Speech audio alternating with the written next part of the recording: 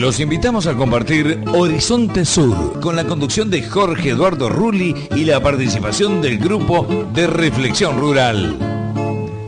Horizonte Sur los invita a una mirada desde la ecología sobre la política, el peronismo y los nuevos colonialismos, los modelos de las nuevas dependencias que nos colonizan, la soja, la megaminería, los agronegocios y la producción de biocombustibles. Nos desvelan las amenazas a nuestra soberanía y a nuestros patrimonios.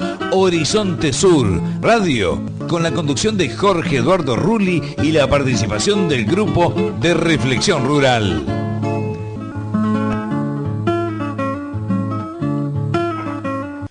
Quien les habla, Jorge Rulli, preside este programa desde hace muchos años. Me acompañan Maximiliano Mendoza, Ernesto García, me acompaña en la producción también Bernardo Elfman y Arturo Cavallo, Gustavo Morales en la conducción técnica. Bien, Horizonte Sur trata el delicado tema de la ecología política en un momento en que cada vez mayores sectores de la población mundial comprenden que es el único modo de resolver los terribles problemas que nos amenazan. Las consecuencias espantosas de un crecimiento insustentable, descontrolado, de un consumo sin horizontes espirituales que va creciendo y que va negando todas sus promesas. Los servicios médicos, la escolaridad, el tránsito vial, el tránsito ferroviario, todo ha llegado a negarse a sí mismo, convirtiendo su desarrollo y sus promesas en un nuevo infierno para la vida urbanizada que llevamos. Cada vez más enfermedades, cada vez más hacinamiento, cada vez menores sueños y más pesadillas. Frente a esto, el grupo de Reflexión Rural, que es el que respalda este programa, se constituyó en los años 90 como un grupo de afinidad. Esto significa un grupo de amigos. A la usanza de los grupos antiglobales que surgieron en los años 90 en todo el planeta y que rechazaban las constituciones verticalistas, jerarquizadas y autoritarias de los años anteriores. Somos esencialmente libertarios. Retomamos las tradiciones del movimiento nacional de la Argentina, pero tenemos otra idea de la democracia muy distante de esto que le llaman democracia y que es una ficción partidocrática. No creemos que a través de elecciones manipuladas podamos llegar a resolver algunos de los gravísimos problemas que aquejan a la Argentina. Y nos hemos definido desde hace mucho tiempo con respecto a la constitución de simulacros por parte de una dirigencia política que cuando jóvenes fueron extremadamente radicalizados y apuraron los procesos políticos hasta desorbitarlos, hasta sacarlos de madre, hasta entregarlos a las fauces del terrorismo de Estado, y que ahora en el gobierno son apenas tibios socialdemócratas, que negocian con las corporaciones transnacionales y que ignoran totalmente los riesgos de un crecimiento que hipoteca el futuro de los argentinos que aún no nacieron. Y me refiero a la sojización descontrolada, que ya ocupa 20 millones de hectáreas, a la urbanización galopante a que nos obligan, donde millones de personas se tienen que hacinar en las periferias urbanas de extrema pobreza. Y también a la megaminería y otro tipo de explotaciones de los recursos naturales, que hipotecan el futuro de los argentinos. El grupo de Reflexión Rural siempre tuvo maestros, como grupo y en la persona de cada uno de sus integrantes, que somos respetuosos de quienes nos antecedieron y que siempre buscamos la hilación histórica. Y por eso hacemos muchas referencias históricas también en este programa Horizonte Sur. Y buscamos referentes y buscamos continuidades.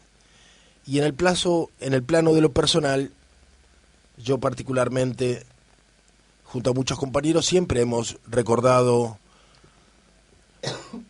a César Marcos, a Rodolfo Kusch y como grupo particularmente a Ignacio Leucovis, que nos ayudó muchísimo, que se sumó a nosotros, con el que escribimos varios libros, y a muchos otros compañeros que pasaron por el grupo de reflexión rural, como el ingeniero Gallo Mendoza, que fue el autor de uno de nuestros primeros libros, que se llamaba Transgénicos y fracaso del modelo agropecuario.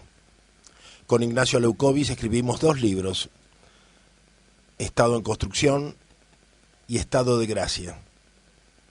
Estado en Construcción lo editamos en pleno 2001, cuando soñábamos con reconstruir, en plena catástrofe, cuando soñábamos con reconstruir un país mejor. Y Estado de Gracia en el 2003, cuando todavía seguíamos soñando, ya con Néstor Kirchner en el gobierno, seguíamos soñando con una Argentina diferente. Pero sopesábamos las posibilidades de que la vieja Argentina partidocrática y liberal pudiera volver a imponerse, que fue lo que lamentablemente ocurrió. Y se impuso con el mismo modelo productivo de la época del menemismo que nosotros veníamos acusando, revelando, el modelo del agronegocio. O sea, la subordinación de nuestro país a los mercados globales y a las necesidades de esos mercados. Hoy estamos viviendo un momento muy particular. El 24 de marzo nos recuerda un momento muy triste de nuestro país. No solamente triste por una política de terrorismo de Estado y una dictadura atroz, sino porque nos recuerda un momento de desgarramientos del pueblo argentino, de enorme frustración y sobre todo de falta de caminos. Para muchísimos argentinos, el 24 de marzo refiere a un momento en el cual nos quedamos fuera de juego, porque jugaron otros.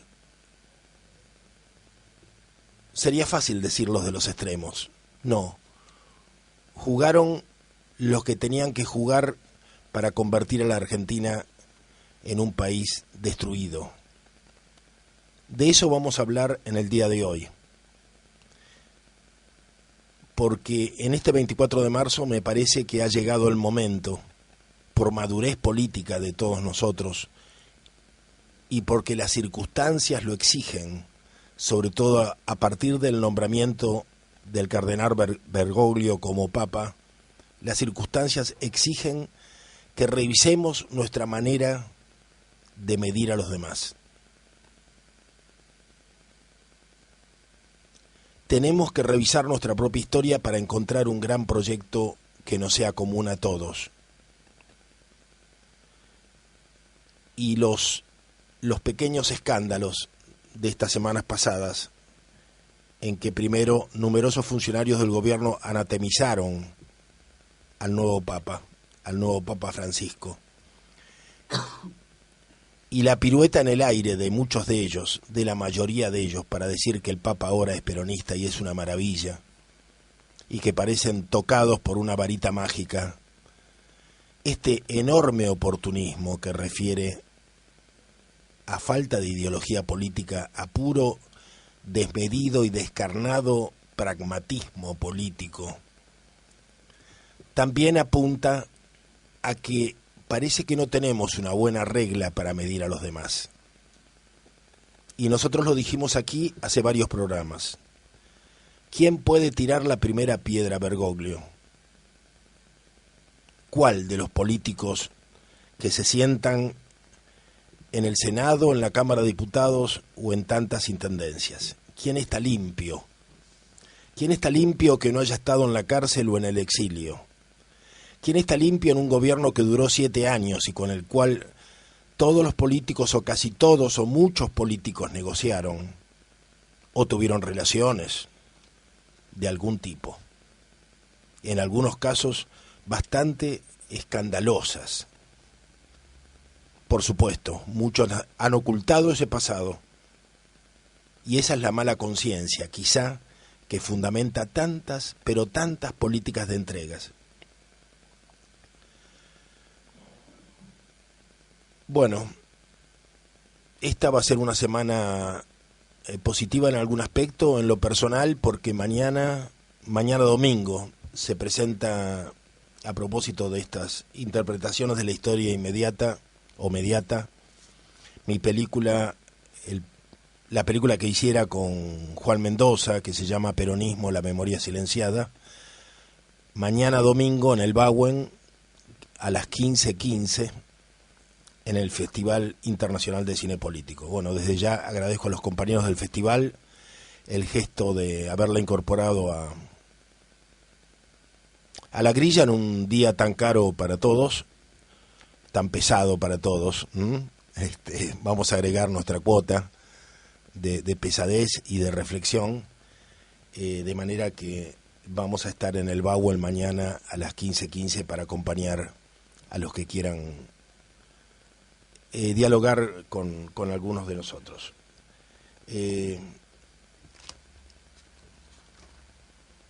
Y por último, yo quería mencionar a nuestra amiga Ángela Lenardón, una científica de Paraná, que nos ayudará mucho en el modo en que se develó la contaminación y sobre todo el modo en que se contaminaba a los bebés a través de la propia leche materna por la contaminación que el SENASA ha permitido a todo lo largo de los últimos años. En una práctica seguramente genocida, se permitieron todo tipo de fosforados y clorados.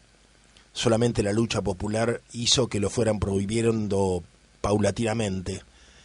Pero científicas como Ángela Lenardón, que ahora se encuentra jubilada y en muy difícil situación económica en la ciudad de Paraná, científicas probadas, valientes como Ángela Lenardón, son las que pusieron al descubierto esta terrible situación en que vivimos los argentinos.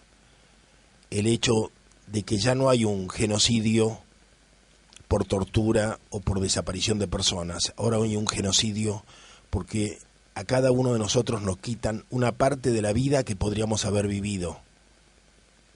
Y a veces esa parte que nos quitan es muy importante.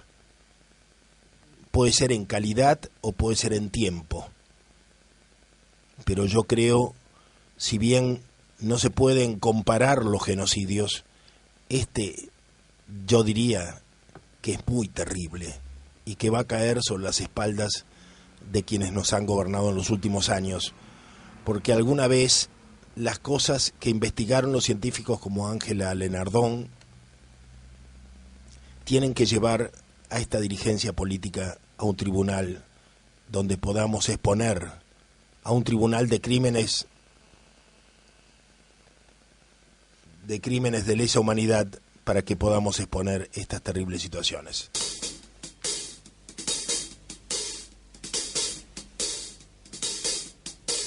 Violencia en el parque de la ciudad, terror en las rutas hay, casi convierten tus manos en fuego mañana.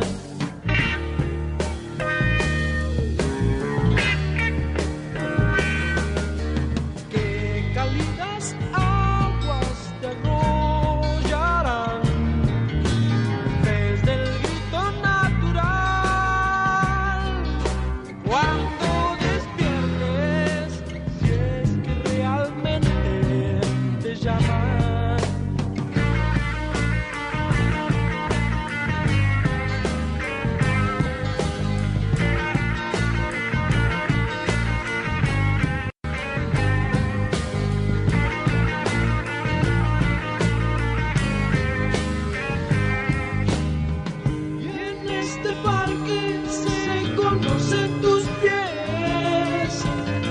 cielos de bruma hechos sanarán en tus labios.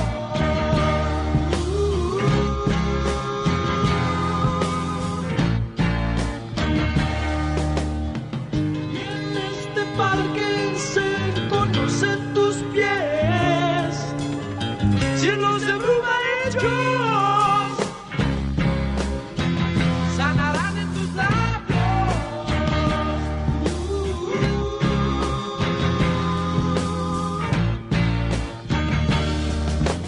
¿Quién te puede parar cuando el ave sopla luz de libertad? Todos juntos están en el parque cantando canciones del cielo final. ¿Quién te puede parar cuando el ave sopla luz de libertad? Libertad.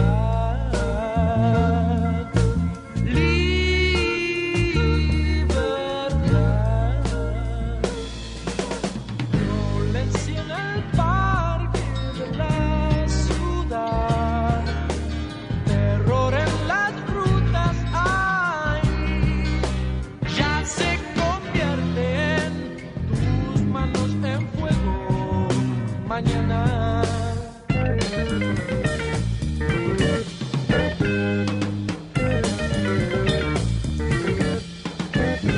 Cálidas aguas te arrollarán desde el grito natural. Cuando despiertes, si es que realmente te llaman.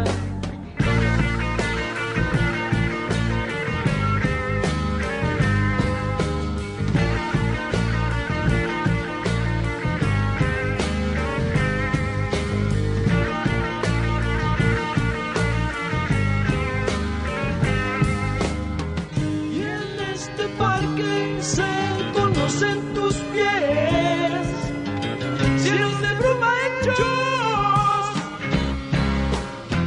sanarán en tus labios.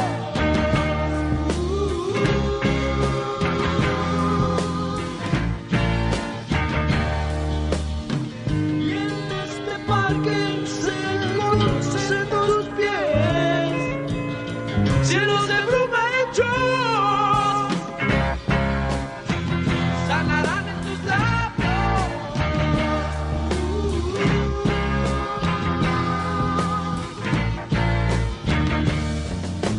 ¿Quién te puede parar cuando el ave sopla luz de libertad? Todos juntos están en el parque cantando canciones del cielo final. ¿Quién te puede parar cuando el ave sopla luz de libertad?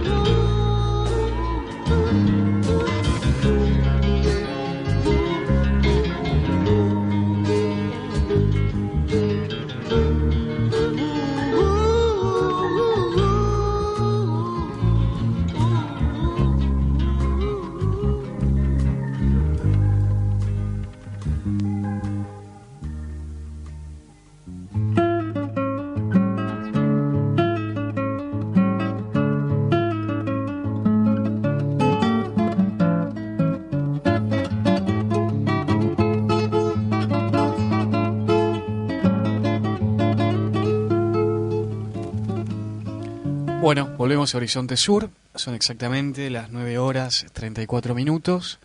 Los teléfonos para comunicarse al programa son el 4642-5533 y 4642-5315.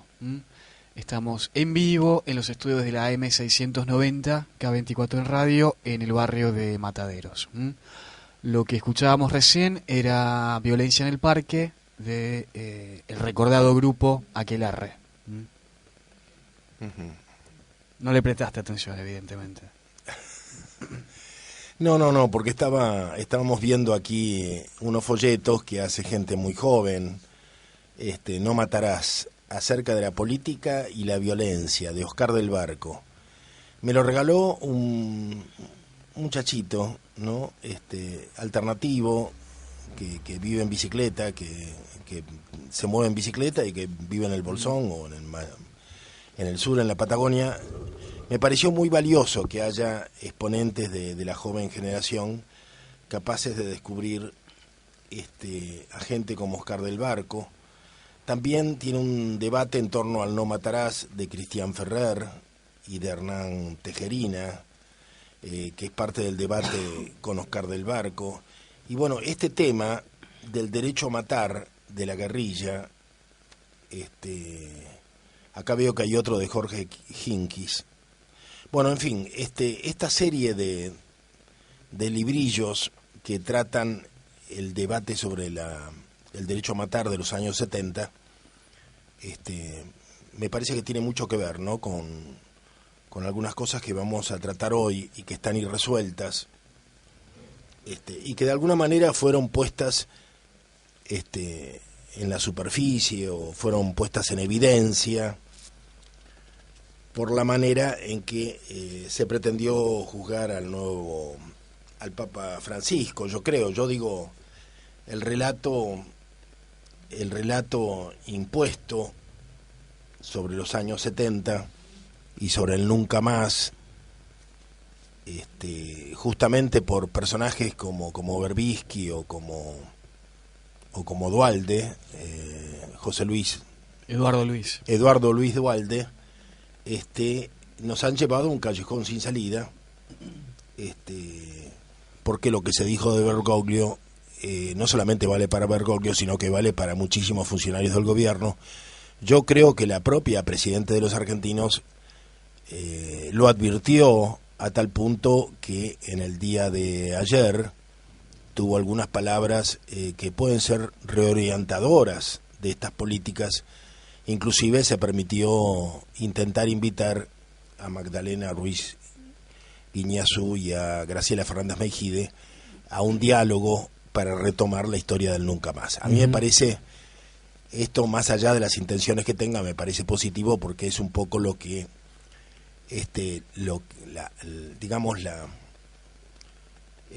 la convicción a la que yo particularmente he llegado de que estamos en un callejón sin salida, un callejón de Boca River, de blancos y de negros, y sin proyecto nacional, ¿no? Quizá en parte por esto, ¿no? No podemos entender lo que nos pasó, porque lo estamos mirando desde el punto de vista de la guerrilla. Entonces, se supone que dialogar con un militar en el año 77 era un delito casi de lesa humanidad. Lo que pasa es que el grueso de los argentinos, gracias a la guerrilla, gracias a Montoneros y al PRT, muchos respaldaron, nos guste o no nos guste, respaldaron a ese gobierno. Y si no, tuvieron que convivir. Aquellos que estábamos en la cárcel o que tuvimos la oportunidad de exiliarnos, tuvimos el privilegio de no convivir. Pero la gente que quedó en el país tuvo que convivir con la dictadura. Y sobre todo cuando tuvieron jerarquías institucionales, realmente no faltaron las oportunidades para que conversaran, ¿no? Hoy todo eso está visto como un pecado capital.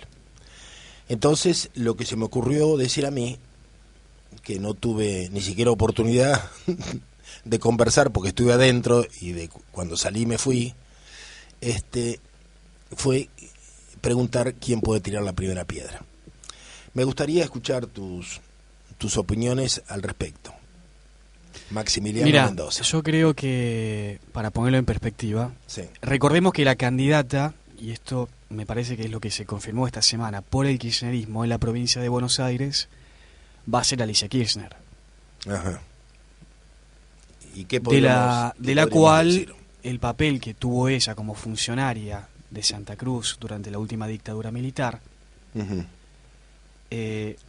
probablemente, yo no digo que esto sea lo que va a ocurrir efectivamente, colocar estas cosas en debate en torno a la biografía particular de cada uno de los actores políticos que protagonizan este momento histórico de la Argentina, sea Bergoglio, sea Cristina o sus subalternos, por ahí van esto en el sentido que vos planteabas recién, digamos, de tratar de matizar o al menos mitigar. Claro, porque parece que los diálogos que claro, hayan tenido con la cúpula militar o algún tipo de participación, porque pero ellos también las tuvieron. Lo que yo siento que es injusto es que el sayo que le quepa a Bergoglio o a Lilita no le quepa pero a Alicia Kirchner. Yo te digo lo siguiente, vos imaginate si Cristina se hubiera plegado a la estrategia de Berbisky de agudizar y de radicalizar el ataque hacia Bergoglio. Si Bergoglio toma un micrófono en Roma y dice, ¿qué me vienen a hablar esto? Sí. Bueno, ya ¿te imaginas claro, el vendaval político que se desata? No solo acá, en toda Latinoamérica y en el planeta. Seguro. Entonces, para tratar de protegerse de ese riesgo potencial, no solamente ahora en el diálogo con Bergoglio, no solamente ahora todos se dan vuelta, ahora son todos más papistas que el propio Bergoglio. Realmente obscena. Posiblemente sea una forma de protegerse ante ese riesgo potencial. Yo lo miro desde la coyuntura electoral, ¿no? Y cómo se especula políticamente es verdad, para tal fin. Sí, a veces nos olvidamos que acá hay un esfuerzo extraordinario para llegar como sea a octubre. Y sobre todo para aguantar la economía y aguantar el dólar hasta octubre. Y después Dios dirá, ¿no? Pero se nota el intento desesperado por llegar, los manotazos de ahogado. Y dentro de los manotazos de ahogado, bueno, a lo mejor hay políticas que tienen un poquito más de inteligencia, ¿no? Que es lo que me parece que está haciendo Cristina, frente a desmesuras como la de Eve de Bonafina, de Lía y otra gente, ¿no? Y Horacio González, que parece que se ha plegado al sector de los barra bravas, ¿no? Va a pasar de carta abierta a los... Un barra brava sofisticado. No, ¿cómo se llaman los que hay dentro de la cárcel? ¿La cámpora dentro de la cárcel? No sé si es la cámpora precisamente, pero se llama... No, el batallón militante. Batallón militante, sí. ¿No podríamos promover que Horacio González pase de carta abierta al batallón militante? Podría ser, ¿no? Se va a quedar sin el sueldo de la Biblioteca Nacional. Bueno, ¿qué querías decir? ¿Algo? Sí. Es un problema la cantidad de gente que hemos tenido obligados para que no nos mataran o nos desaparecieran, tener algún contacto con oficiales de la dictadura militar. Pero hay una cosa que quiero decir. ¿Qué pasa con los civiles, profesionales, abogados que medraron con una de las cosas más terribles que a nivel económico, por lo antipopular, tuvo la dictadura militar, como la resolución 1050 del Banco Central, que hubo abogados que medraron y se enriquecieron? Y sabemos quiénes son. Sí. Sabemos quiénes son. Empiezan con K. El matrimonio era usufructuario y mandó al remaste propiedades de los que perdían los juicios en Santa Cruz, y esto es Vox Populi. No inventamos nada, no estamos calumniando a nadie, de eso no se habla. Me parece una de las situaciones más, lo que vos sacás es una de las situaciones más atroces que estamos viviendo, de la cual de la que no se puede hablar o cuesta hablar, porque empaña la investidura presidencial. Pero yo te cuento, en la localidad en que vivo, por ejemplo, había un intendente peronista, peronista de los años 70, que estaba con el gobierno,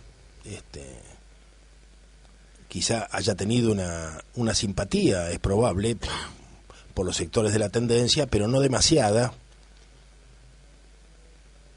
El hecho es que cuando ocurre el golpe, él consulta con las nuevas autoridades de la provincia que quiere presentar la renuncia o algo así, y le dicen, no, usted quédese. Y entonces él queda 6 meses. O sea, hoy sería visto como una colaboración. Pero a los 6 meses descubren allí un grupo guerrillero. Llega a Camps, hay un tiroteo, exterminan a este grupo, y luego de estos trajines se quedan una semana en Marcos Paz y aprovechan para hacer una limpieza, como llamaban ellos. Entre otros se lo llevan al intendente, que está desaparecido, junto con un amigo con el que estaba jugando al ajedrez en ese momento. Entonces, ahora el intendente no es un colaborador, es un desaparecido y es un héroe. El umbral es muy fino, ¿se entiende? Y no hay capacidad para interpretar el drama y la tragedia de ese hombre, que debe haber sido el drama y la tragedia de muchísimos argentinos, que el 16, el 24 o el 25 de marzo no sabían qué hacer, porque como dije yo, habían quedado fuera de juego, entrampados entre la locura demencial de la guerrilla transformada en terrorismo y la dictadura militar transformada en terrorismo de Estado. O sea, como dijo alguna vez Néstor Escipione en su libro famoso Las dos caras del terrorismo, atrapados por las dos caras del terrorismo.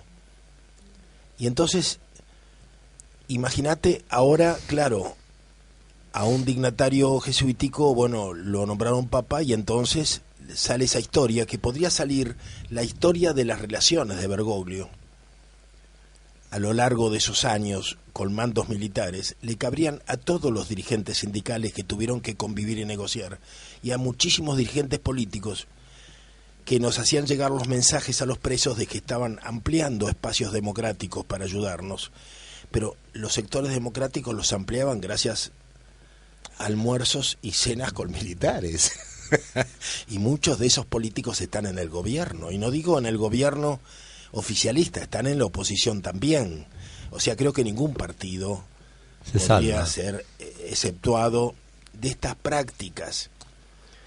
Y no quiero de ninguna manera aliviarlas, sino que creo que la herramienta conceptual que este gobierno, digamos que el camino que se inició con Sábato y Alfonsín era un camino que prometía, pero la herramienta conceptual y el modo en que fijó el camino, el kirchnerismo, nos ha llevado a un callejón sin salida, que no nos permite entender lo que pasó, y donde además juzgamos a los verdugos, que son ancianos, y permitimos que Martínez Dios muera en su cama y sus propiedades intocadas, y todos los demás también. O sea, y la ley de entidades financieras en vigencia. Claro, o sea, el poder económico ha quedado a salvo, y nos hemos ensañado con estos psicópatas genocidas que son ancianos ya. Y yo creo que tiene que ver con la mirada de Berbisky. O sea, Berbisky impuso su mirada de doble y triple agente sobre la política argentina. Mira, yo creo que uno de los mayores errores en términos conceptuales, y que está afectando mucho a cómo los lectores jóvenes, se lo digo como joven, se dimensiona aquella época, tiene que ver con esta historia de ángeles y demonios, ¿no?, que se pretende instalar desde las oficinas oficiales.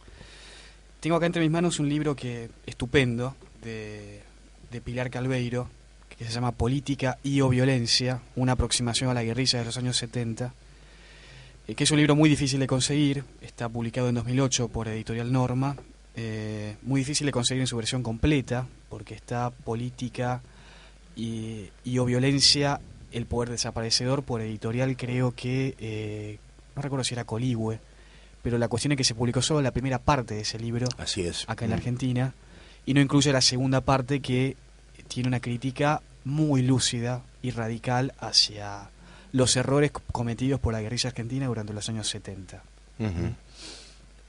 Yo simplemente señalé algunos pasajes. ¿De qué parte vas a leer eso? Del prólogo.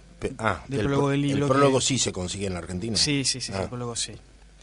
Mira, me parece que esto es lo que estamos viviendo hoy, y acá ella lo señala... ¿En qué año lo señala eso? Y esto a mediados del año 2000, de la década del 2000, 2005, 2006. Dice lo siguiente: el rescate de la militancia política para su imitación, refiriéndose a la política de los años 70, la exaltación de vidas heroicas que no están sujetas a la crítica, realiza otra sustracción, impide el análisis, la valoración de aciertos, de errores, y con ello la posibilidad de revisar práctica y actuar en consecuencia, y evitar estas formas de sustracción política. En este sentido, es necesario recuperar quiénes fueron los militantes de los años 70, qué hicieron y qué no hicieron para potenciar el estallido de violencia que terminó por destruirlos. Y, desde su punto de vista, estas responsabilidades mediatas e inmediatas comprenden un cúmulo de consideraciones que exceden el aparato militar en sí mismo.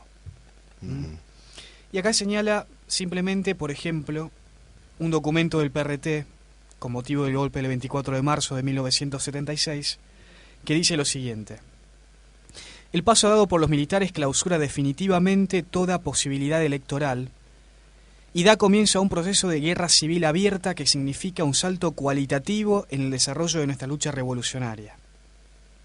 Menos de una semana después, este salto cualitativo había supuesto para el PRT la pérdida de 12 de sus cuadros más importantes, 12. Entre ellos 4 de la Dirección Nacional. Por otro lado, Mario Eduardo Firmenich, en 1976 también, señalaba lo siguiente: a fin de octubre de 1975, cuando todavía estaba el gobierno de Isabel Perón, ya sabíamos que se daría el golpe dentro del año. No hicimos nada por impedirlo, porque en suma, también el golpe formaba parte de la lucha interna del movimiento peronista. Hicimos en cambio nuestros cálculos de guerra, y nos preparamos a soportar en el primer año un número de pérdidas humanas no inferior a las 1.500 bajas. Afirmaba con tono frío y de estúpido estratega Mario Eduardo Firmenich. Bueno, esto es lo que figura en este libro, y creo que es importante traerlo a colación porque hay algo que tenemos que señalar, y vos ya lo dijiste también: el amplio consenso social con el que contó el golpe del 24 de marzo de 1976 y que se lo suele soslayar. Se suele soslayar, sí. Que yo creo que mucho tenía que ver, más que adhesión directa, era hartazgo de la situación. ¿Se entiende? La esperanza, aún engañosa, de que el barajar y dar de nuevo, o el nuevo protagonismo de los represores, en este caso de la dictadura, pudiera cambiar o mejorar las cosas, porque era una situación de ahogo, ¿no? Lo viví yo como militante, inclusive, ¿no? Era una situación de ahogo, en parte porque las Fuerzas Armadas habían permitido que la calle fuese de cualquiera. O sea, en las últimas semanas se notó un repliegue del aparato de seguridad, con lo cual las calles fueron prácticamente ocupadas por grupos que actuaban y que podían ser también militares. Lo que pasa que los autos no usaban patentes y no se sabía quién estaba en la calle, pero no estaban las fuerzas regulares. Entonces la gente, realmente el común estaba en una situación de desesperación. O sea, era como una situación como el Líbano, ¿comprendes? Claro. Entonces había que dar una respuesta, y la da el ejército o las Fuerzas Armadas el 24 de marzo. O sea, la estrategia de ellos también fue que se pudriera todo. En definitiva, la propuesta de la guerra popular prolongada, de las vanguardias iluminadas, era demencial. Claro, porque creían que con eso iban a quedar claros las fronteras entre el pueblo y los enemigos, sí, y que el pueblo los iba a acompañar. A mí me parece realmente positivo que Cristina haya convocado a Graciela Fernández Meijide y que esté dispuesta a abrir un diálogo sobre esto, porque más allá de la opinión que cada uno tenga sobre Reato, Seferino Reato en su libro, me ayudarás vos, ¿cuál es el de Formosa? Creo que es Operación Primicia. Operación Primicia, pone al descubierto algo que a mí me parece que marca que en algo nos hemos equivocado todos. O sea, si los que asaltando el cuartel murieron en combate y en los meses posteriores fueron celebrados y homenajeados como héroes por sus compañeros, ahora son considerados como desaparecidos y sus familiares reciben indemnizaciones. Primero, acá hay un error terrible. Y si por otra parte los soldaditos que murieron defendiendo el cuartel bajo un régimen constitucional y un gobierno legal han sido olvidados y no han merecido ni ni No, por no. asomo. No, el año pasado recibieron una indemnización. Bueno, quizá en parte, pero Eso digamos, se votó en el Congreso de la Nación. no, está bien, pero volvamos al año pasado, Mm. digamos. ¿Se comprende? No, digamos, a partir de estas situaciones es posible que pueda haberse tratado de reparar la situación. Ujú. Lo que no se pudo reparar es que lo que nos condujo a esa situación. No, está bien. No sé si me explico. No, sí, yo ahí sí coincido con vos. Digamos, si bien esto se votó en el Congreso... Fue un paliativo, digamos, fue no una manera de... Pero no fue un debate público. No fue un debate, claro. Porque, Ni se debatió... Más allá de la reparación económica que puede solucionar cuestiones individuales, Y de familiares, reparación de de, las memorias víctimas. familiares, Sí. esto suponía la apertura de un debate, Debate, que no tuvo claro, lugar, que sobre hubiera la sido muy política, valioso. Claro, claro.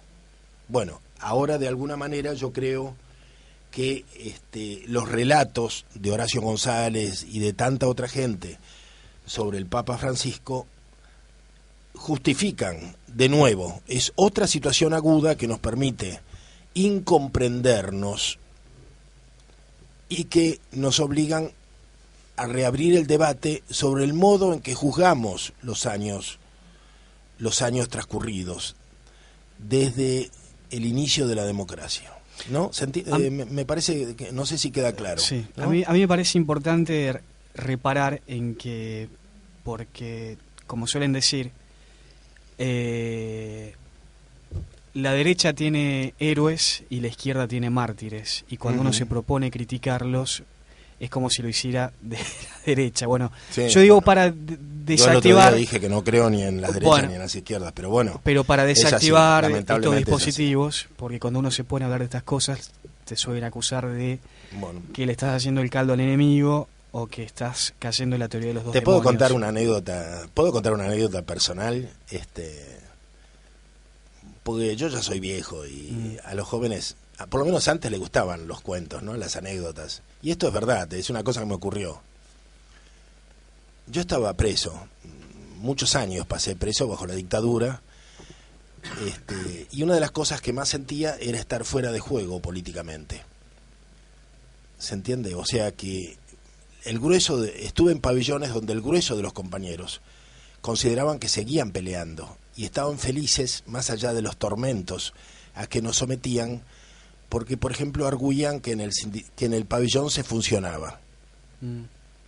¿Se funcionaba qué significa?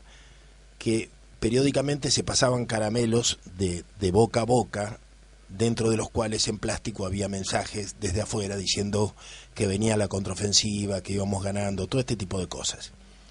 Y entonces se mantenían las guardias y se mantenían las órdenes, o sea, se vivía un clima absolutamente, ¿cómo te diría?, ficticio, de supuesta guerra, que además nos dejaba más solos todavía a los que no teníamos partido y a los que no teníamos bando en esa pelea, pero que por solidaridad moral estábamos con los que estaban de este lado de la reja y nos habríamos dejado matar, porque muchas veces nos planteamos eso. ¿Y qué hacemos ante una situación en que nos están arriesgando nuestra vida y la verdad que no tenemos otra alternativa más que perder? Entonces, con esa convicción de que nosotros durante muchos años no tuvimos más que perder por la gente con la que estábamos, yo tengo una cierta autoridad para hablar, porque no había inmunidades. Yo me acuerdo cuando Pérez Esquivel me abrió la camisa, se abrió la camisa y me mostró el pecho, los moretones de las trompadas que le habían dado, y fue pocos días antes que lo nombraran Premio Nobel de la Paz. Y el día en que lo nombraron Premio Nobel de la Paz, a nosotros nos garrotearon todo el día. Fue un día espantoso, espantoso. Así pagamos nosotros el Premio Nobel de la Paz. Yo no sé si él lo sabe, pero cientos de prisioneros pagamos muy caro que le dieran el Premio Nobel a él. Fue una jornada terrible. Bueno, pero el asunto que un día nos sacan a todos a las puertas, como siempre con las manos atrás, la cabeza agacha, con esos penosos uniformes de cárcel, en silencio, con un clima de terror, y de pronto aparecen varios dignatarios eclesiásticos. No entendíamos nada, nadie nos había dicho nada. Entonces había uno que evidentemente era el que tenía mayor jerarquía. Éramos muchos, todo el pabellón estaba afuera. El que tenía mayor jerarquía calla y otro lo presenta y dice: es el nuncio apostólico, que viene a verlos y a darles su bendición. Entonces, el representante del Estado Vaticano en la Argentina, imagínate nuestra sorpresa, dice unas palabras, nos bendice y luego pregunta: ¿quién de ustedes es Rulli? Por supuesto estaba el director del penal y había varias autoridades que lo acompañaban unos pasos atrás. Entonces yo dije: trágame tierra. Imagínate, en esa situación de estado de terror en que uno vivía, dice: ¿quién es Rulli? Entonces yo digo: yo, señor. Se me acerca, me toma de las manos y en voz baja me dice: el Santo Padre está muy preocupado por usted. Quiero saber cómo está para hacerle saber. Y le digo: estoy bien. Dice: ¿tiene comida? ¿Tiene ropa? Sí. ¿Lo dejan tener visitas? Sí. Bueno, dice: Dios lo bendiga. Y se retiró. Yo quedé anonadado, porque dije: primero, la izquierda va a decir que soy un cura oculto, o que soy un agente del papado internacional. Por otra parte, digo, esto me dará una cierta invulnerabilidad. Pensé por un momento, lo bueno de esto es que se supone que no me van a pegar más. La alegría duró unas horas, hasta que me dieron la primera patada, porque ahí no había nada que te cubriera. Una vez que se fue el hombre, yo pasé a ser uno más. Y me quedó la duda hasta que llegó la visita. Cuando cuento de esto, me dice: ya sé, esto fue tu padre. Bueno, mi viejo era un artesano que no había terminado el colegio primario, pero que tenía una dignidad y una autoridad como hay pocas hoy, ¿no? Y tenía una letra hermosísima. Entonces, mi viejo tenía algunas ideas geniales, ¿no? Y en una oportunidad descubrió, no sé cómo, que había alguien de su apellido, o sea, un Rulli italiano, en el Vaticano, en un cargo importante.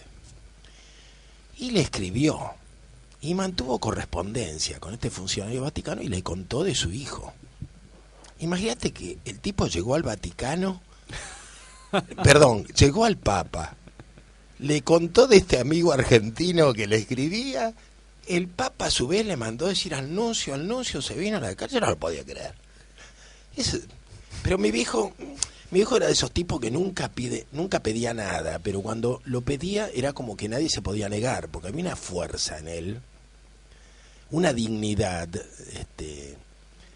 bueno, era un personaje, ¿no? Y bueno, y se ve que convenció a todos de que era importante que averiguaran si yo tenía visitas, si tenía comida. Bueno, pero por supuesto que tuve que explicarle a todos mis compañeros de la izquierda del pabellón que yo no sabía cómo venía esta mano y que yo no era agente del Vaticano ni nada, no tenía la más remota idea de por qué el Papa estaba preocupado por mí. Bueno, pero estas cosas un poco graciosas, ¿no? Pero también me parece que hay un costado humano y un costado humano y un costado hasta humorístico y un costado imprevisto, ¿no? Que a veces no entran en los esquemas de la dura militancia, ¿no? Uh-huh. ¿Vamos a una cortina? Porque está terminando la primera hora. Desde la ciudad de Buenos Aires transmite AM690, K24 Radio, una radio como a vos te gusta.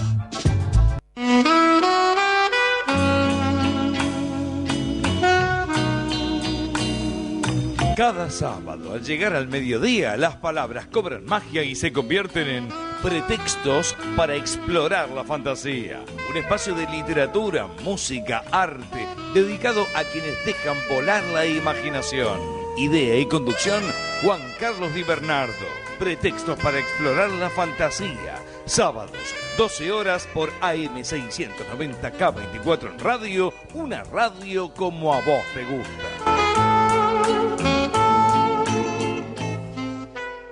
Para comunicarte con AM690 K24 en radio, 4642 5533, 4642 5315. Addio bei giorni passati, mia piccola amica ti devo lasciare. Todos los domingos de 8 a 9, Melodías Italianas. Una realización de Antonio Faná Producciones. La voz de Estela Montes y la conducción de Tony Pescara. Domingos de 8 a 9, Melodías Italianas. Por K24 Radio AM690. Una radio como a vos te gusta. Ricordi quelle sere che ti stringeva solo cuore.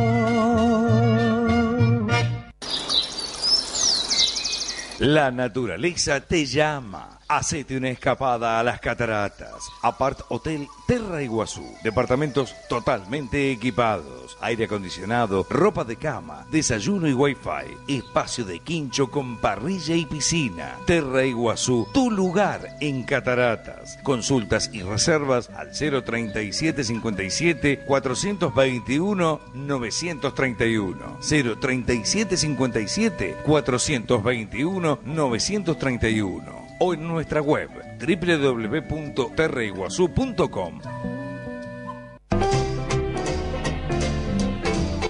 Quienes se desarrollan en la vida a través del teatro y el espectáculo en Más Teatro, Más Espectáculo, con Doris del Valle y Arturo Cavallo. Domingos a las 13 por AM690 K24 en radio, una radio como a vos te gusta. Cefredo SRL, seguridad y confianza en comercio exterior.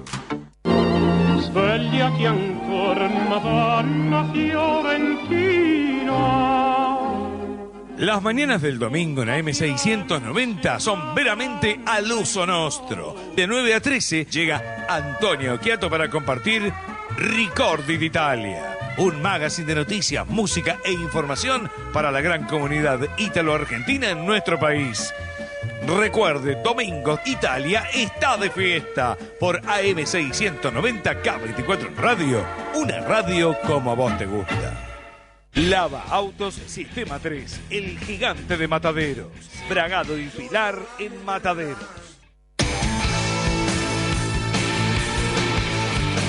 Tiempo suplementario, el mejor resumen del fútbol del fin de semana en tiempo suplementario. Recuerdos y la información más importante del mundo del deporte en tiempo suplementario. Con la conducción de Fernando La Sala y Héctor Caruso por K24 Radio AM690, una radio como a vos te gusta. Déjame ver qué hay para saborear esta vuelta. Comunicate con nosotros, mandanos un mail a radioam690@yahoo.com.ar, radioam690@yahoo.com.ar. Supercampeones. Toda la campaña de Boca con una manera diferente de vivir el sentimiento ceneice. Todos los partidos con los relatos de Pedro Varela y su equipo de Supercampeones por AM690 K24 Radio, una radio como a vos te gusta. Yo te sigo a todas partes, cada vez te quiero más. Desde cualquier lugar del mundo, escuchanos por www.am690.com.ar, www.am690.com.ar, Argentina y el mundo. La playa del olvido. Todos los sábados de 11 a 12 del mediodía, carta abierta. un programa para pensar y reflexionar, con la conducción de Claudia Caffarelli. Carta abierta, sábados 11 horas, por K24 Radio AM690, una radio como a vos te gusta. Y busque entre tus cartas amarillas. Desde la ciudad de Buenos Aires transmite AM690, K24 Radio, una radio como a vos te gusta.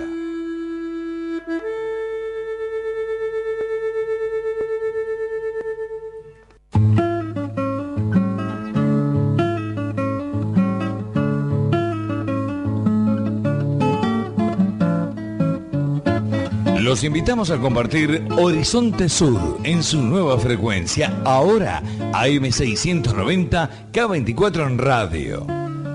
En la mañana de los sábados, con la conducción de Jorge Eduardo Rulli y la participación del grupo de Reflexión Rural. Horizonte Sur en 690 los invita a una mirada desde la ecología sobre la política, el peronismo y los nuevos colonialismos, los modelos de las nuevas dependencias que nos colonizan, la soja, la megaminería, los agronegocios y la producción de biocombustibles. Nos desvelan las amenazas a nuestra soberanía y a nuestros patrimonios.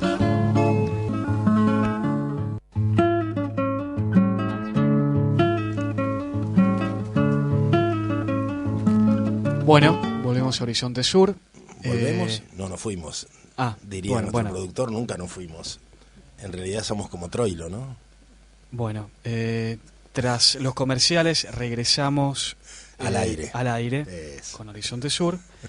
Reiteramos los teléfonos: 4642-5533, 4642-5315. Estamos en vivo en los estudios de AM690, K24 en radio. Bueno, nos han llamado algunos oyentes, evidentemente está sonando el teléfono, están tomando mensajes.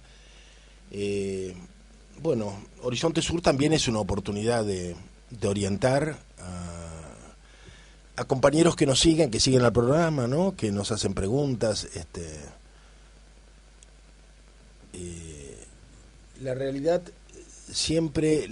de la globalización y de las luchas globales resulta sumamente compleja, ¿no? Sumamente compleja.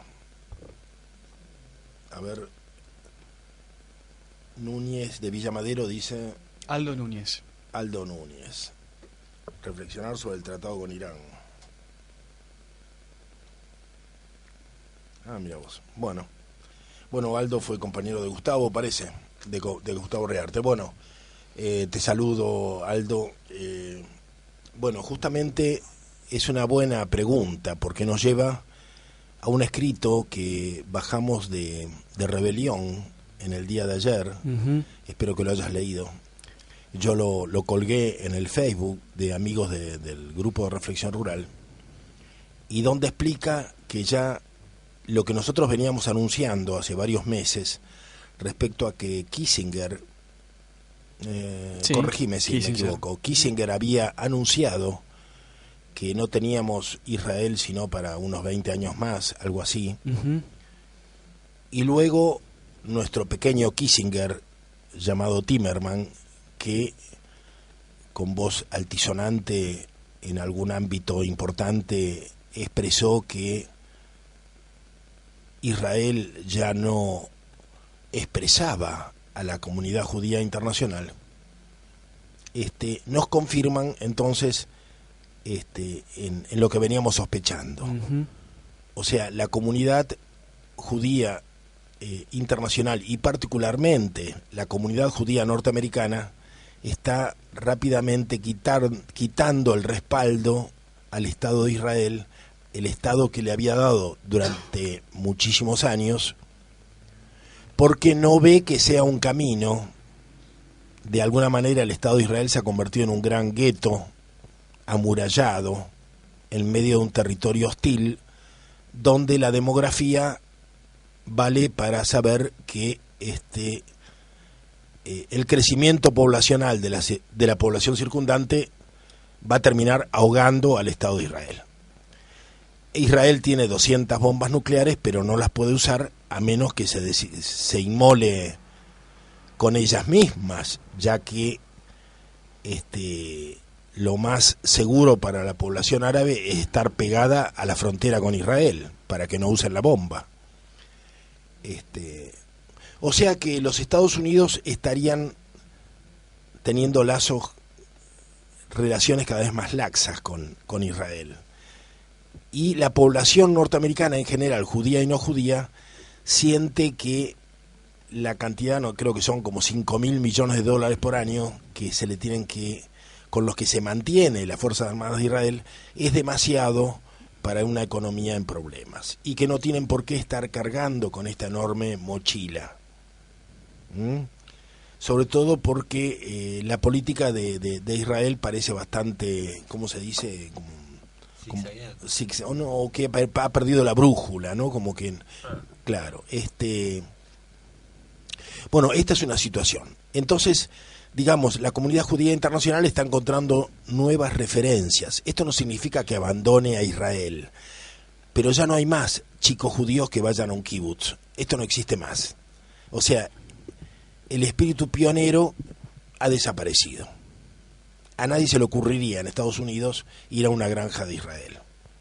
¿Se entiende? Entonces, acá hay un cambio brutal, y por eso es que Kissinger y otros geoestratégicos están anticipando que Israel es para hoy, no para mañana. Bueno, esto y la necesidad de Estados Unidos de llegar a algún tipo de negociación con Irán y comprender que esta negociación se le ha hecho cada vez más difícil debido a las torpezas de Israel, que arguye que Irán no puede tener ni siquiera una central atómica cuando ellos tienen 200 bombas, y pretenden que el mundo lo ignore, que el mundo haga como que no sabe. Entonces, es un incordio. Israel es un incordio para la política exterior de los Estados Unidos. Esto permitiría entender que la política de la Argentina de establecer alguna relación con Irán, desde un régimen basado en los agronegocios y donde el Consejo Judío Mundial, el Consejo Judío de Nueva York, donde está Elstein y otros, que me ayudarás a recordar quizá. Esta mujer, Sigal, no, ese es el Consejo de las Américas, pero tiene una vinculación, claro. Claro, pero digamos, el gobierno argentino, para el cual estos organismos como el Consejo Judío Mundial tienen un peso enorme en la conducción del Estado, porque realmente son nuestros aliados, digo nuestros entre comillas, ¿no? La presidenta... claro, entonces esto permitiría suponer que aquí no se está vulnerando una estrategia de los Estados Unidos, sino que se podría estar incluso respondiendo a una estrategia compleja de los Estados Unidos frente a Irán, donde ya todas las apuestas no están a favor de Israel, sino que están algunas a favor de Israel y muchas jugando en otros juegos. Estamos siendo furgón de cola de la política exterior de los Estados Unidos, es eso básicamente, ¿no? Muy concreto lo tuyo. Y claro. Estuve 20 minutos tratando de explicarlo. Pero ese es el ritmo que nos está marcando. Claro, parece que Estados Unidos concretamente no da pie con bola. O sea, todo el modo en que terminó la invasión a Irak tiene muy complicada a la dirigencia y a la opinión pública. El conflicto de Siria, que no logran controlarlo, también, ¿no? Esto es lo que dice el analista, que además el analista, si no me equivoco, es judío, ¿no? Me parece que sí. ¿El de rebelión? Sí. No recuerdo. Bueno, creo que sí. Es un judío ruso. Y además dice que si al 1000 israelíes sacaron pasaporte norteamericano y que están prácticamente con un pie en el avión, y que hay 400.000 judíos de origen ruso que están pensando seriamente en regresar, y que hay como 600 o 700.000 sefaradíes y otros judíos, algunos negros, originados de países como Jordania u otros lugares de África, que cada día están más disconformes con permanecer en Israel y de alguna manera sufrir también ellos el apartheid que sufren los palestinos. ¿Se entiende? Están cansados de ser ciudadanos de segunda categoría. Y que en la medida en que algunos estados árabes tengan políticas más favorables, no sería raro que muchos de estos sefaradíes retornen a sus pueblos de origen. Y otra cosa que dice este analista político es que la crisis de los Estados Unidos no es solamente con Israel, y esto me parece muy importante, que la crisis es también con Arabia Saudita. Arabia Saudita dejó de ser confiable. O sea, la opinión pública en Arabia Saudita cada vez respalda menos a la monarquía, y si muere el actual monarca, están todos convencidos que va a haber una lucha interna feroz por la sucesión.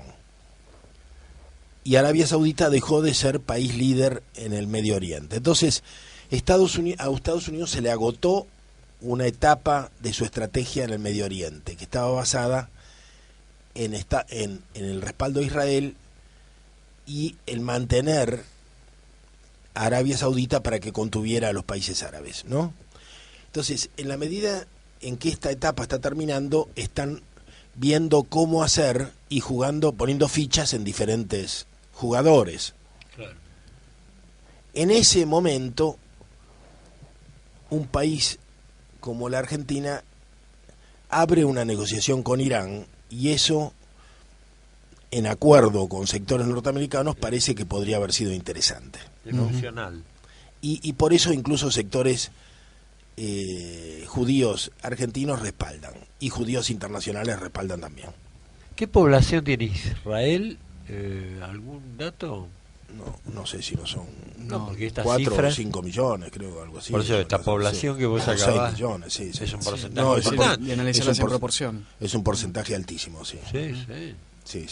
Y lo que pasa es que, bueno, los índices de natalidad de Israel descendieron igual que los de toda Europa, igual.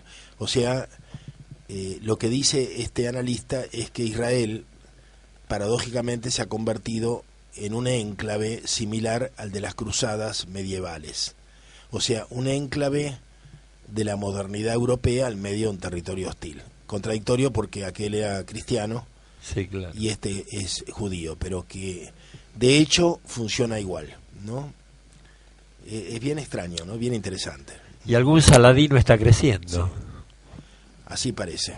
Bueno, espero que estas explicaciones hayan, ¿no?, justificado, pero yo creo que muy importante, es cuestión de ponerse también en los zapatos, o intentar ponerse en los zapatos de cualquiera de los judíos del Consejo Judío Mundial, y pensar dónde apostaría.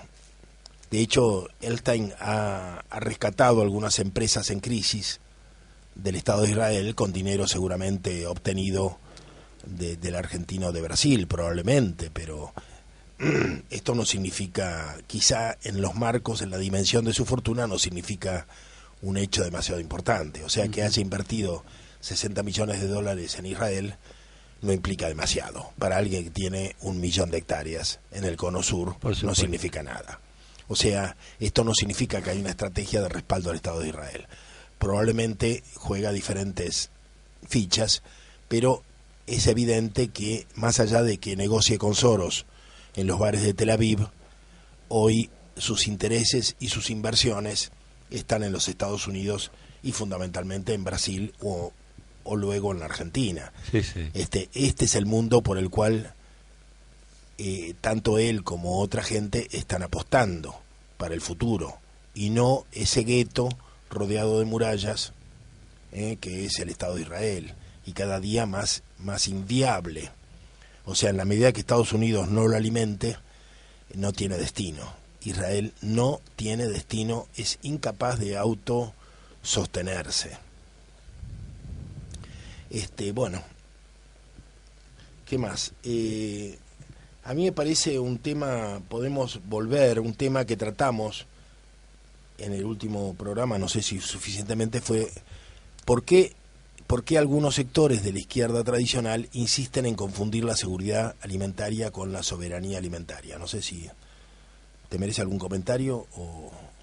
En realidad, creo que este debate lo retomamos cuando mencionamos el caso de Venezuela. El caso de Venezuela y el de Cuba, claro. Claro, sí. Y nada, creo que hay algunas cuestiones en relación a los significantes que me parecen importantes de mencionar en los marcos de lo que tiene asignado la Argentina también como exportador de commodities de origen agropecuario. El Plan Estratégico Agroalimentario 2020, que ya hemos mencionado varias oportunidades en este programa, y que para aquellos que puedan y quieran recomendamos su lectura, está disponible en la página del Ministerio de Agricultura. Se utiliza también esta sinonimia, ¿no?, de intercambiar soberanía alimentaria por seguridad alimentaria.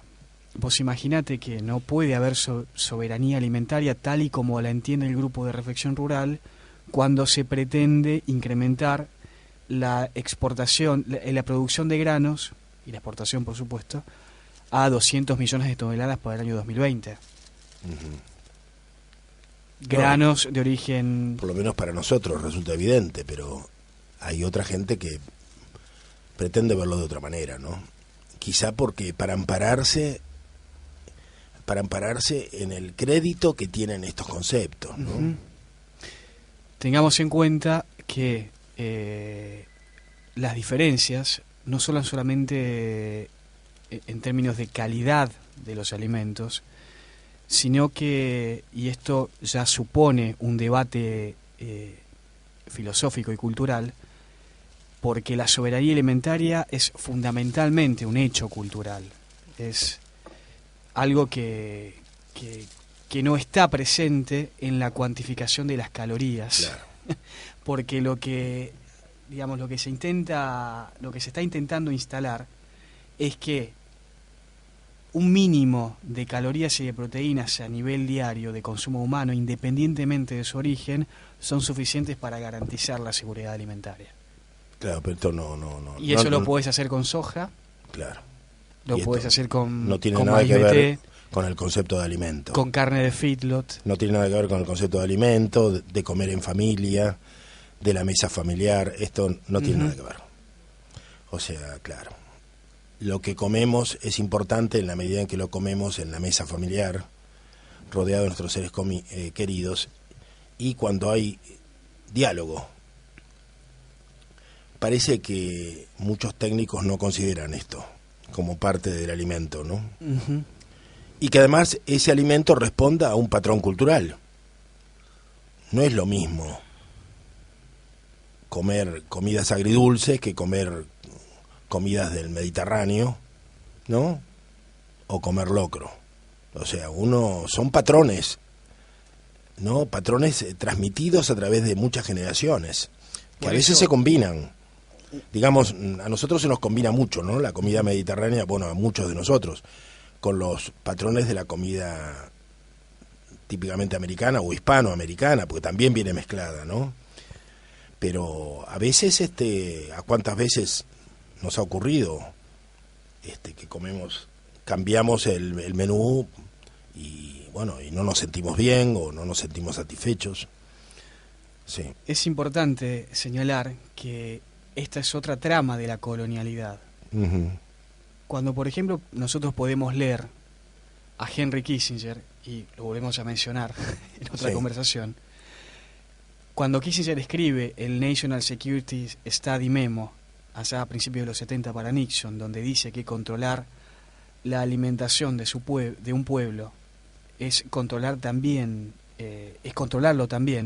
digamos que lo podés controlar un pueblo a través de la alimentación, está diciendo también que a través de la dominación cultural se puede conquistar un pueblo. Es algo elemental. Y evidente, claro, evidente. ¿Entendés? Y en la medida que no sepamos vincular la alimentación a una cultura, que es una cuestión central, por lo menos en las antropologías que problematizaron las herencias de las coordenadas eurocentradas. Me parece que es importante traerlo a colación en estos momentos, porque detrás de las retóricas que sí retoman elementos culturales de la tradición popular argentina, que en este caso es la que maneja el gobierno, dicho sea de paso, en el mismo plan estratégico agroalimentario se mencionan algunos libros de Perón, pero sin embargo se propone esto, digamos, de que la es seguridad absolutamente alimentaria contradictorio como una mera cuantificación de las calorías necesarias para satisfacer necesidades orgánicas elementales del ser humano según criterios de la Organización Mundial de la Salud o de los mismos ministerios que de las mismas áreas en la Argentina. La operación para separar alimento de cultura se repite. Es un dispositivo que hay que desactivar. Bueno, yo también quería añadir que me parece que hay una reivindicación del leninismo y sus errores en buena parte de la izquierda a propósito de esta confusión entre seguridad y soberanía alimentaria, que tiene que ver con la escala. Y se me decía que justamente en una película de Bauer, que no he visto, una película de Bauer sobre el Che, ahí se menciona el prólogo de un libro que el Che preparaba y que no alcanzó a escribir, y que en ese prólogo justamente el Che criticaba el leninismo y su probable aplicación a la América Latina con sus esquemas de gran escala, de desarrollo y crecimiento al estilo en que sabemos que se llevó a cabo en la Unión Soviética, ¿no? Interesante, porque es uno de los tantos proyectos que quedaron inconclusos y que parecen haberse olvidado, ¿no? Entonces estamos todavía hoy teniendo que discutir el tema del leninismo, por ejemplo, con la presidencia de Bolivia, ¿no? Que me parece terrible, realmente, porque la soberanía habla de la autonomía, la soberanía alimentaria habla de la autonomía y de la dignidad de que cada uno produzca por lo menos una parte de lo que consume y que pueda reivindicar en su marco la subsistencia, o sea, esa parte en sombras de lo que es la economía para los economistas, esa economía de lo humano que no se advierte, que no se puede contabilizar, ¿no? Esa capacidad de resolver un problema, de reparar un artefacto o de tener perejil en una lata de aceite vacía, llenada con tierra.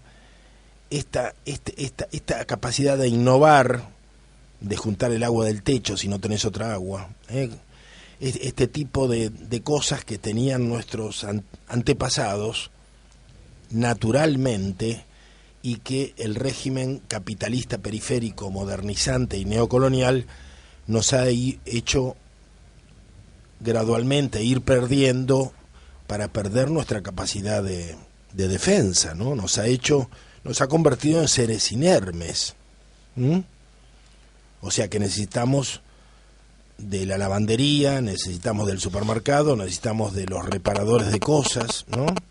Y cada día más somos seres casi indefensos. Si me permitís, sí. Jorge, una interrupción. En el programa de Huerta Orgánica, una de las chicas concurrentes denuncia procedimientos policiales en Córdoba sobre texto de buscar marihuana para deteriorar el impulso de la siembra orgánica de semillas con producción de hortalizas, ese tipo de cosas. Yo me acordé de alguna intendencia del Gran Buenos Aires prohibiendo la crianza de gallinas. Exactamente, Merlo. Ajá. El intendente Otaché no te permite tener ni colmenas, ni gallinas, ni cerdos, y es muy estricto. ¿Y usa la policía para...? Sí. Está cada día se pone más difícil la situación en las zonas rurales de Merlo. No estamos hablando de la ciudad. En las zonas rurales del partido de Merlo. ¿En los diarios Pero eso? esto se repite en otros municipios. O sea que cada día el ahogo a los que practican la subsistencia es cada vez peor. Porque es una manera de presentarte inerme ante el consumo y ante el mercado del trabajo, que en realidad cada día hay menos. O se te someten a los planes asistenciales. Yo tengo aquí, hay un libro de Iván Illich que está justamente publicado en Bolivia, que se llama La guerra contra la subsistencia. La guerra contra la subsistencia de Iván Illich. Bueno, Iván Illich nació en 1926 en Viena, pero bueno, se radicó en América y se ha dedicado mucho tiempo, desde México y otros países, a trabajar en un sentido muy cushiano sobre los problemas de la América Latina, ¿no? Y él escribe que durante los años 60 el desarrollo, dice entre comillas, adquirió una condición tal que lo situaba al lado de la libertad y de la igualdad. Se lo describía como si fuera un proyecto de construcción. Personas de todos los colores hablaban de construir la nación y lo decían sin ruborizarse. La meta inmediata de esta ingeniería social era la instalación de un conjunto equilibrado de equipamientos para una sociedad que todavía no estaba tan instrumentada. Construcción de más escuelas, de más hospitales modernos, extensas autopistas para alta velocidad, nuevas fábricas, redes de energía y además, junto con todo esto, la creación de una población entrenada para necesitar estas cosas y que proporcionaba el personal necesario para su manejo. Actualmente, el imperativo moral de 10 años atrás parece una ingenuidad, y son muy pocos los pensadores críticos que tendrían una visión tan instrumentalizada de la sociedad deseable. Dos son las razones que los han hecho cambiar de parecer. La primera, la existencia de externalidades indeseables que exceden los supuestos beneficios. La carga de impuestos por colegios y hospitales es mayor que lo que ninguna economía puede soportar. Las ciudades fantasma, producto de las autopistas de alta velocidad, empobrecen el paisaje urbano y rural. Las cubetas de plástico fabricadas en Sao Paulo son más livianas y baratas en el oeste del Brasil que las que hacía allí mismo el hojalatero local utilizando desechos. Sin embargo, el plástico barato no solo saca fuera del mercado al hojalatero, también las emanaciones del plástico dejan su marca espectral en el medio ambiente y constituyen un nuevo tipo de fantasma. Tanto la destrucción de la vieja competencia como los venenos son subproductos inevitables y serán resistentes por mucho tiempo a todos los exorcismos. Los cementerios para los desechos industriales cuestan simplemente demasiado, mucho más de lo que cuestan las cubetas. Expresado esto en la jerga económica, diríamos que los costos externos exceden no solo la ganancia obtenida por la producción de cubetas plásticas, sino también los propios salarios pagados en el proceso de fabricación. Y yo ahora añado yo, pensemos en los millones de envases de Roundup, o sea de glifosato, repartidos por todo el campo argentino, y que muchos son usados para transportar agua o para diversos usos domésticos, con todos los riesgos que implican. Y cuando estos envases son procesados, dicen que hasta las cucharitas esas con que nos chupamos el helado se hacen con estos envases. Atención. Y sigue Iván Illich. Sin embargo, dice, estas externalidades en aumento constituyen solo uno de los aspectos de la cuenta que nos impone el desarrollo. Existe también una contraproductividad que es su aspecto oculto. Las externalidades representan costos que quedan fuera del precio que paga el consumidor por lo que quiere, costos que en algún momento le serán cargados a él, a otros o a las generaciones futuras.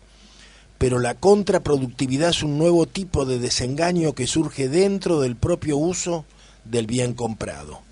Esta contraproductividad interna, componente inevitable de las instituciones modernas, se ha convertido en la frustración constante de las mayorías más pobres entre los clientes de toda institución, una frustración intensamente experimentada, aunque muy pocas veces definida. Todo gran sector de la economía produce sus propias contradicciones, únicas y paradójicas. Cada una origina necesariamente lo opuesto a aquello para lo cual fue estructurada.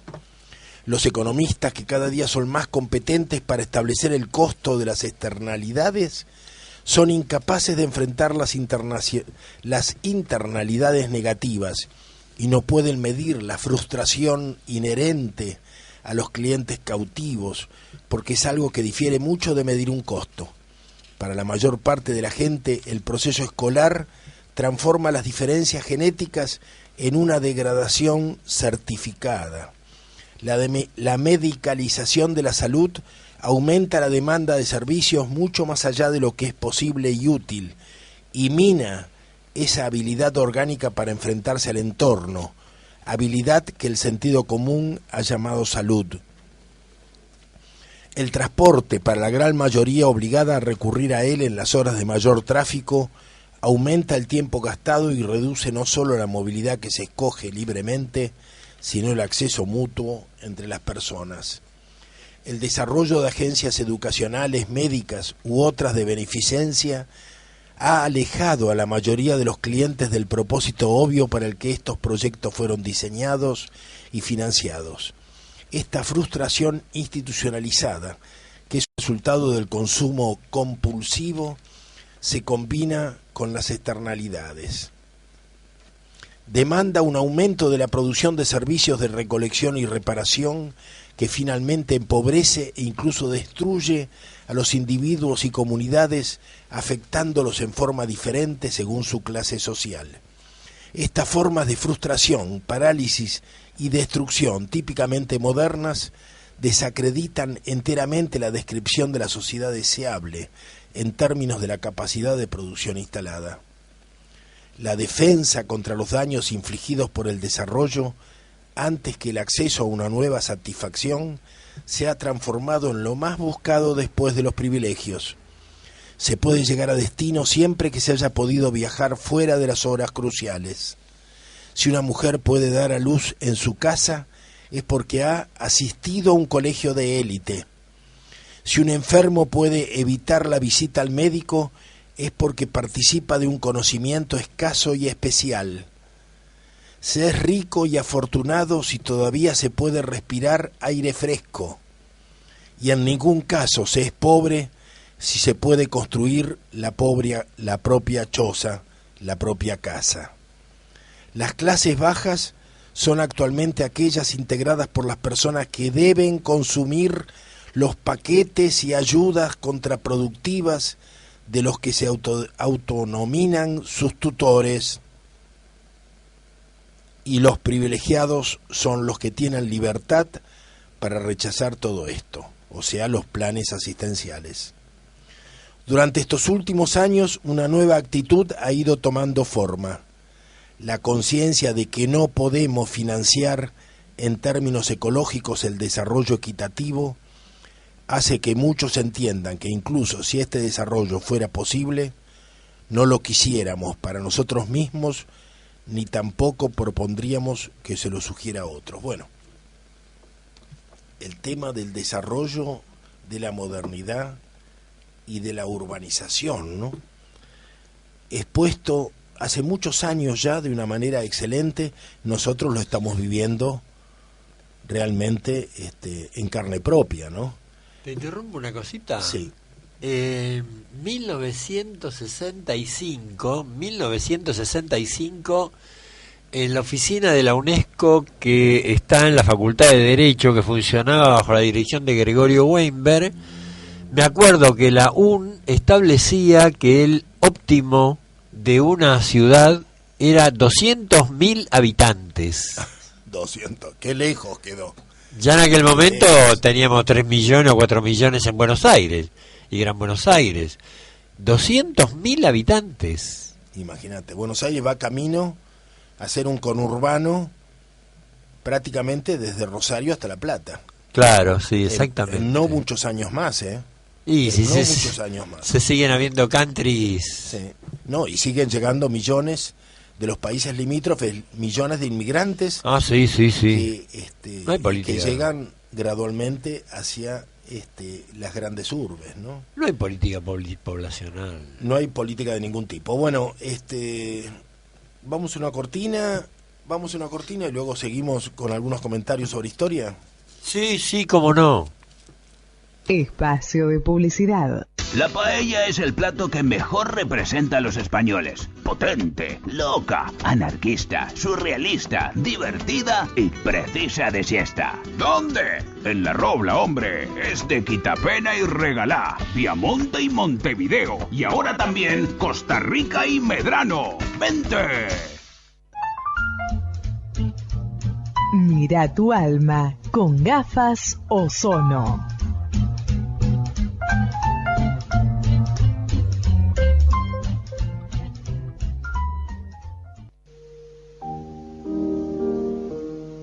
Para tu piel sensible, nuestra nueva línea hipoalergénica Revan se vale de las antocianidinas, principio activo proveniente del extracto de arándanos y cuyo fruto es altamente reconocido por sus propiedades antioxidantes. Nuestro grupo de trabajo te espera para incrementar tu bienestar económico o por consultas profesionales en el formulario del botón de contacto en www.revand.com.ar o por correo electrónico a revand.contacto@obi.com.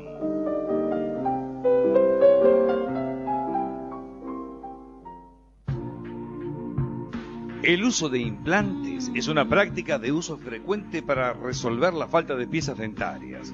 Para su confianza en el diagnóstico y tratamiento en periodoncia, el especialista Dr. Rubén Forte en el 4904-0442 y en su correo raforte@fibertel.com.ar. Hola, soy Lucía Alberti, presidenta de ANUA, Asociación Pro Naciones Unidas de Argentina, que es una asociación sin fines de lucro que trabaja todos los temas de las Naciones Unidas.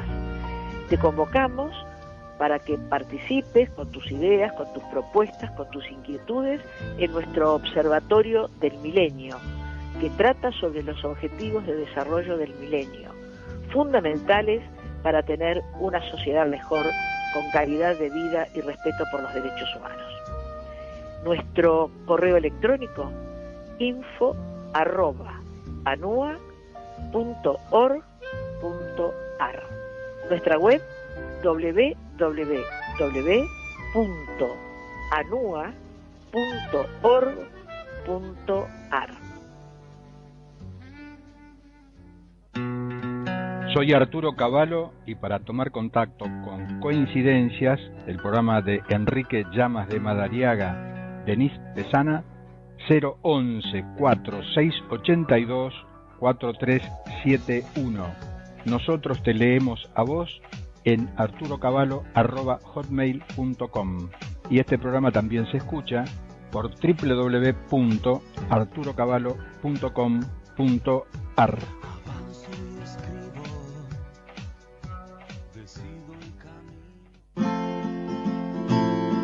El semanario La Verdad del 9 de julio, provincia de Buenos Aires, refleja la vida de casi 50.000 ciudadanos que la habitan. Está en los kioscos de los 12 partidos. La Verdad del 9 de julio, dirigido por Omar Bello.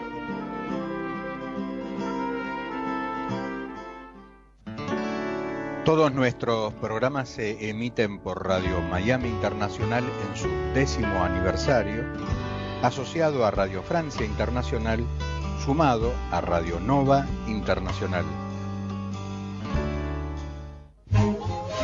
Si desea compartir los cursos de teatro con Doris del Valle, contáctese vía mail a dorisdelvalle@hotmail.com. Fin de espacio publicitario.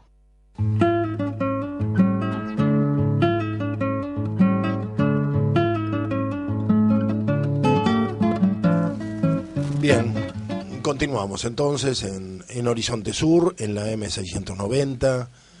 Nuestros teléfonos son 4642-5533, 4642-5315. Les habla Jorge Rulli y me acompañan Maximiliano Mendoza y Ernesto García. Estamos en los últimos 15 minutos del programa. Vamos de 9 a 11 todos los sábados. Entonces, Horizonte Sur con respaldo del Grupo de Reflexión Rural. Tengo algunos mensajes aquí. Nos llamó, Patricia de Palermo, que dice que el programa está muy bueno y que mañana nos va a acompañar en el Hotel Bauen. ¿Cuándo? ¿En dónde? Recordemos que mañana tenemos la proyección de la película Peronismo, la memoria silenciada, en el marco del Festival Internacional del Cine Político. Ajá. A las 15:15. El Hotel Bauen está ubicado en Capital Federal, sobre Avenida Callao, casi esquina Corrientes. No Creo recuerdo. que la sala es Constelación, algo así, puede ser. La verdad, no me acuerdo. Igual. No debe haber muchas salas, ¿no? Creo que son 2 salas nada más. En la recepción Sí, debe ser en el primer piso, porque abajo está el Salón Bolívar y en el primer piso debe ser la proyección, supongo. Pero de todas maneras ahí en el hotel les van a informar en cuanto se acerquen. Y acá nos llamó, Ana María de Floresta. Dice que los K no pueden construir nada porque ya todo lo han destruido. Y bueno, no sé, ya lo leíste al de Aldo también. Bueno, son los mensajes que nos dejaron hasta ahora. Bien. ¿Qué nos falta? Vemos un poquito de historia. Uh-huh. Yo voy a empezar con la actualidad. Ayer me enteré que hay un proyecto de trasladar el monumento a Cristóbal Colón de atrás de la Rosada para la ciudad de Mar del Plata. A mí siempre me llamó la atención que el catafalco ese que se armó sobre Paseo Colón, que da acceso a un museo que está en la aduana, en el subsuelo, digamos, que está atrás de la Casa de Gobierno, lo que hubiera sido la avenida Paseo Colón, que se armó ese museo. No entendía yo bien por qué ese catafalco tiene 3 metros de altura, 4 metros de altura.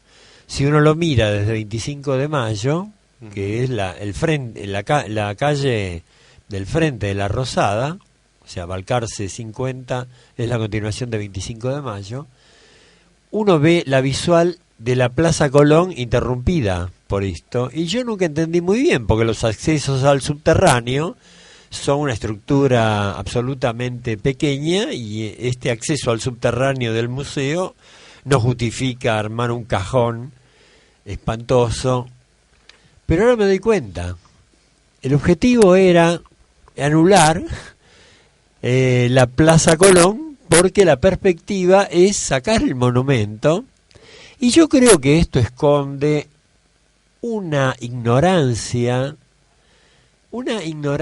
histórica que tiene muchas facetas, una ignorancia con respecto al derecho indiano, en primer lugar, donde se dice que el español lo que vino fue aniquilar a los indios. Y se ignora la integración de muchísimos miles de indígenas adheridos a la colonización española. Solamente se hace hincapié de los aborígenes que la combatieron. Se desconoce que hay miles de aborígenes que adhirieron a la lucha por la independencia.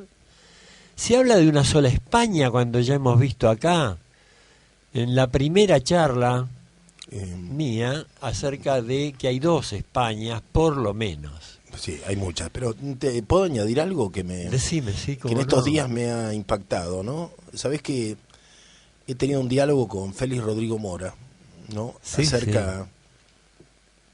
acerca de la posibilidad de los movimientos campesinos, de cómo respaldar sobre todo los movimientos neocampesinos. Bueno, el tema es que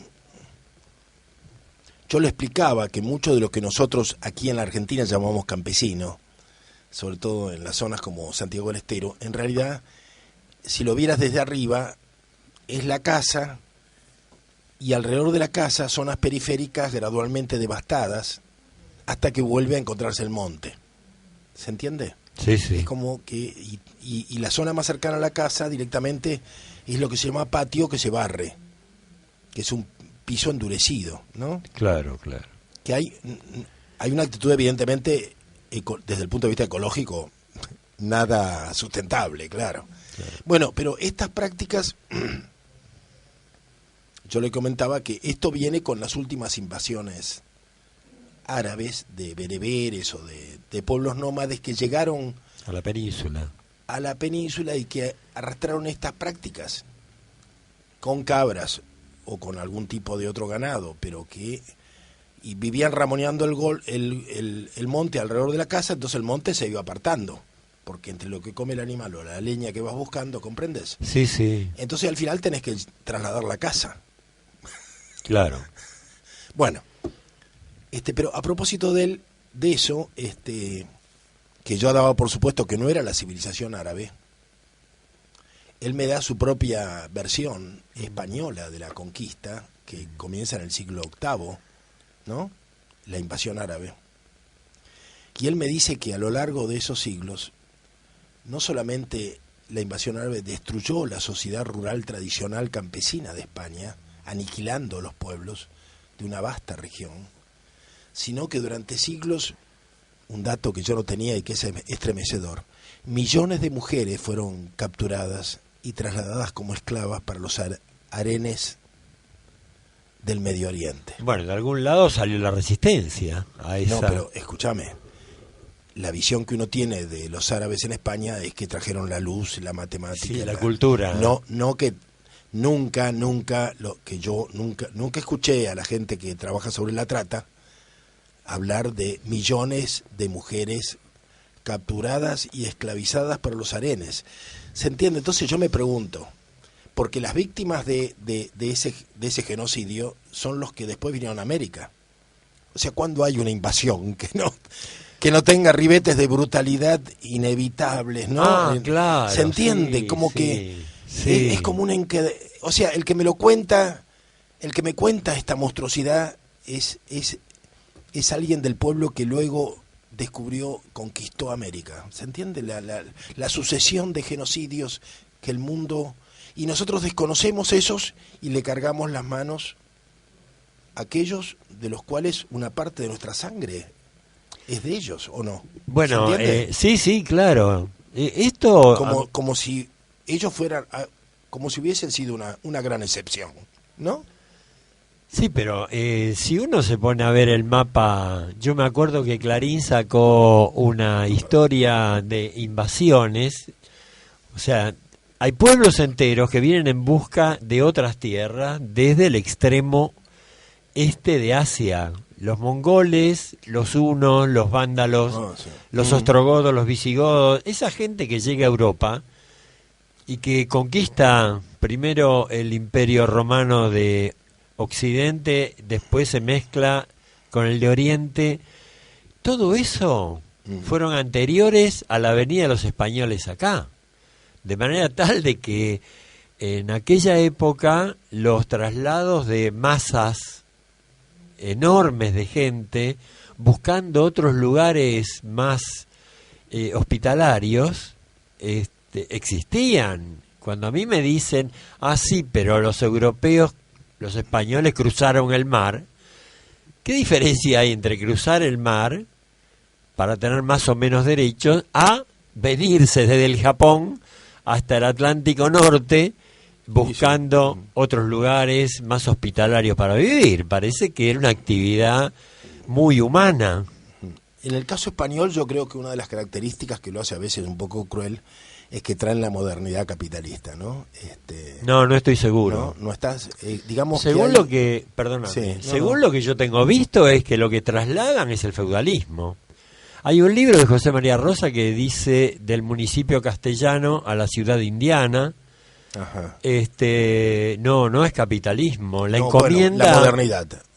Sí, digamos, claro, bueno. Por ejemplo, la gramática de Nebrija, según Iván Illich abre primero para España y luego para América el intento de ¿cómo digamos? Imponer. De controlar a través del idioma, de un idioma único y de la escolaridad, ¿no? El alma de las poblaciones. Excepción hecha de lo que hicieron los franciscanos, dominicos, jesuitas, porque ellos respetaron la lengua nativa. Tenés razón. Yo sí estoy de acuerdo con que se abre paso a la modernidad con la apropiación de América. Sin ir más lejos, solo por mencionar un ejemplo, Wallerstein habla del nacimiento del sistema mundo a partir de la conquista, y que allí se abren las matrices de la colonialidad del poder, como lo señala Aníbal Quijano en el libro análogamente intitulado La colonialidad del poder y del saber. Y es importante señalarlo porque, por ejemplo, se suele citar muchísimo a René Descartes como el padre de la modernidad, el padre del racionalismo moderno iluminista, que de alguna forma es el sustento filosófico e ideológico de todo el expansionismo global. Ajá. Que tiene lugar a partir de 1492. Pero yo haría una excepción. Al hablar de dos Españas, la primera España trae el feudalismo y la de los Borbones trae la modernidad. Descartes, yo no me acuerdo en qué siglo vive. Siglo XVI. Claro. No, pero es interesante. Vos pensás así, que hay dos Españas. Hay dos Españas. Y hay dos herencias. Pero, exacto, por ejemplo, se suele decir que tenés que situarlo como una consecuencia. Es decir, por ejemplo, Enrique Dussel plantea que para posibilitar el ego cogito ergo sum, digamos, el pienso luego existo de Descartes, que justamente encuentra un fundamento a la existencia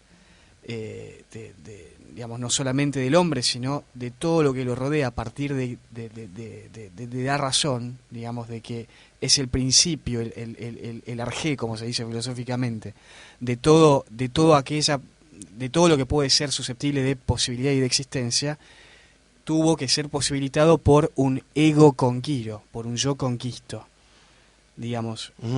El sustrato material de la modernidad es el que posibilita esta forma de pensamiento que viene después.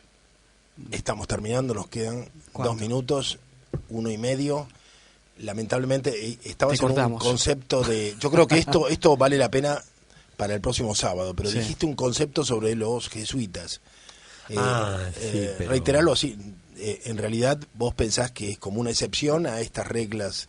Claro, sí, y la provincia jesuítica iba de Santiago de Chile, atravesando Sudamérica hasta Río de Janeiro. Un experimento frustrado. Una curva que pasa por Mar del Plata y llega a Asunción del Paraguay, el Alto Perú, abarca Chile, Santiago, Mar del Plata, y por la costa atlántica hasta San Pablo. Hasta Florida, en Estados Unidos, claro. Bueno, pero esa habrá sido una corriente... Sí. Bueno, pero que es un experimento frustrado que merecería... Sí, absolutamente. Otra mirada que la que existe actualmente, que es un rechazo absoluto, ¿no? Totalmente de acuerdo, sí. Bueno, lo podremos tratar esto con más cuidado. Me pareció importante el aporte de Maximiliano. Bueno, y nos veremos entonces con nuestros oyentes. Nos encontraremos el próximo sábado. Les agradecemos mucho que nos hayan acompañado en esta jornada. Y con algunos tenemos la esperanza de encontrarnos mañana en el Bauen, claro, ¿no? A las 15 horas, mañana domingo 24. Y bueno, y será hasta el sábado. Hasta el sábado.